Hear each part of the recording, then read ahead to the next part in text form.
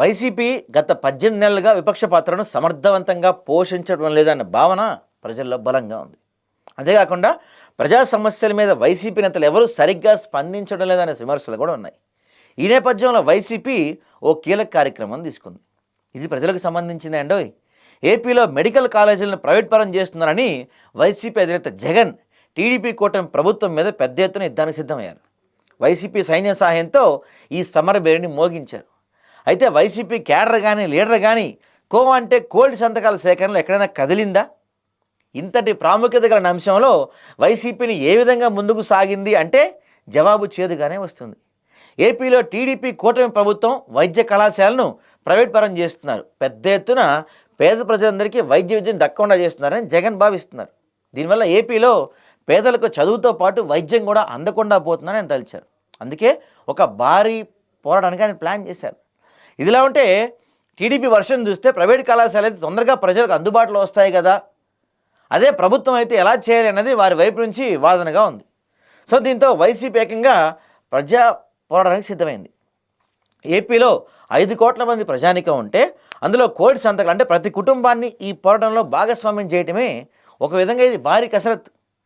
దీనివల్ల 2 ప్రయోజనాలు వైసీపీ ఆశించింది. ఒకటి, ప్రభుత్వం తీసుకునే ప్రైవేట్ నిర్ణయం పట్ల ప్రజల్లో చైతన్యం పెరుగుతుందని, ప్రభుత్వం మీద ఒత్తిడి ఉంటుందని, అదే సమయంలో తమ పార్టీ కూడా సంస్థాగతంగా మరింత చురుగ్గా ముందుకు సాగుతుందని. అయితే వైసీపీ ప్లాన్ చేసినట్లుగా ప్రతి నియోజకవర్గంలో ప్రభుత్వం జారీ చేసిన ప్రైవేటీకరణ జీవోకు వ్యతిరేకంగా ప్రజల నుంచి సంతకాలు భారీగా సేకరించాల్సి ఉంటుంది. ఆ సంతకాలన్నీ కలిపి గవర్నర్కి వాళ్ళని కూడా నిర్ణయించారు. ఇలా వైసీపీ ఒక భారీ ప్రోగ్రామ్ని డిజైన్ చేసింది.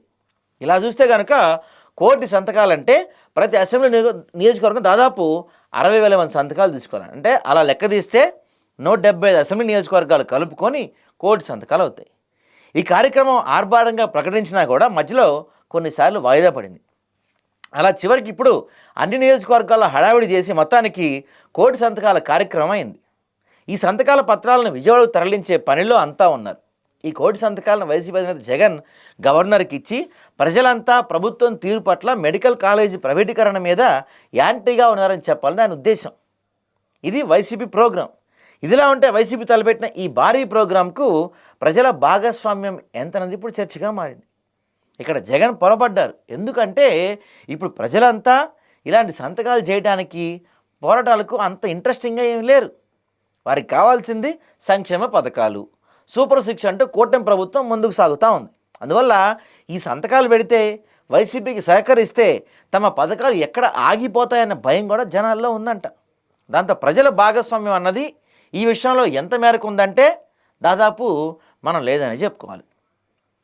మరోవైపు చూస్తే మొత్తం 175 అసెంబ్లీ నియోజకవర్గాలు దాదాపుగా 140 దాకా నియోజకవర్గాల్లో వైసీపీ ఇన్ఛార్జీలు అయితే పెద్దగా యాక్టివ్గా కూడా లేరు. ఎందుకంటే 2024 ఎన్నికల్లో చాలా నియోజకవర్గాల్లో జగన్ రాజకీయ బదిలీల పేరుతో భారీగా షిఫ్ట్ చేశారు. దాంతో కొత్తగా ఇచ్చిన నియోజకవర్గాల నుంచి పోటీ చేసి ఓటమి పాలైన వారంతా తిరిగి తమ సొంత నియోజకవర్గాలకు వెళ్ళాలని చూస్తున్నారు. దాంతో వారు ప్రస్తుతం ఇన్ఛార్జీలుగా ఉన్న చోట అయితే యాక్టివ్గా లేరు. పోనీ అక్కడ యాక్టివ్గా ఉందంటే అక్కడ లేరు.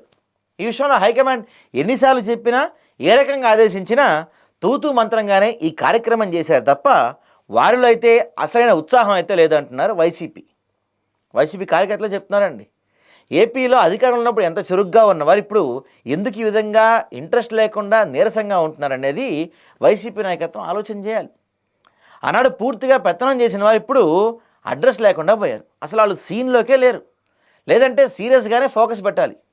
ఇక చూస్తే 1,000,000 సంతకాల సేకరణ అంటూ హైకమాండ్ ఒత్తిడి చేయడంతో ఇక్కడ బిగ్ ట్విస్ట్ ఒకటి ఉందంట. అదేంటంటే ఈ సంతకాల సేకరణ అంతా ఒరిజినల్ కాదు అని ఓటర్ల జాబితా ముందేసుకొని కేడర్ను సంతకాలు గీకి పారేశారని ప్రచారం పెద్ద ఎత్తున సాగుతుంది. అంతేకాదు ఏకంగా 90% సంతకాలు ఫేక్ అని ప్రచారం సాగటం ఇక్కడ హైలైట్ పాయింట్.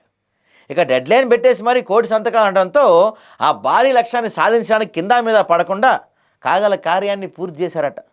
కొన్ని సంతకాలు మాత్రమే జనం చేత పెట్టించి వాటిని పేపర్లో వేసుకొని బిల్డప్ ఇచ్చారు, కానీ మెజారిటీ మాత్రం పేపర్లు కేడర్ చేతికి సంతకాలు పెట్టించుకోమని చెప్పి పంపించేశారని నాయకులు అంటున్నారు. ఈ నాయకుల పురమాయింపుతో ఈ విధంగా చేతుల కాళ్ళు అన్నీ కలిపేసి మరి సంతకాలు కెరికేసి కోట్ అయిపోయింది అన్నట్టుగా కేడర్ ఫోజులు ఇచ్చారని పెద్ద ఎత్తున పార్టీలోనే టాక్ నడుస్తుంది. ఇక్కడ మరో విషయం కూడా ఉందంటున్నారు. ఎమ్మెల్యేలుగా ఉన్న టైంలో నాయకులు పనిచేయలేదు. ఇప్పుడు కేడర్కి పని అప్పగిస్తే వారు ఎందుకు పని చేస్తారు? అందుకే ఇంట్లో కూర్చొని కోటి సంతకాలు పెట్టేసి తెచ్చిచ్చారు. మొత్తానికి వైసీపీ భారీ ఎత్తున చేపట్టిన కోటి సంతకాల సేకరణ వెనుక చాలానే మతలబు ఉన్నాయనే ప్రచారం అయితే గట్టిగా సాగుతుంది.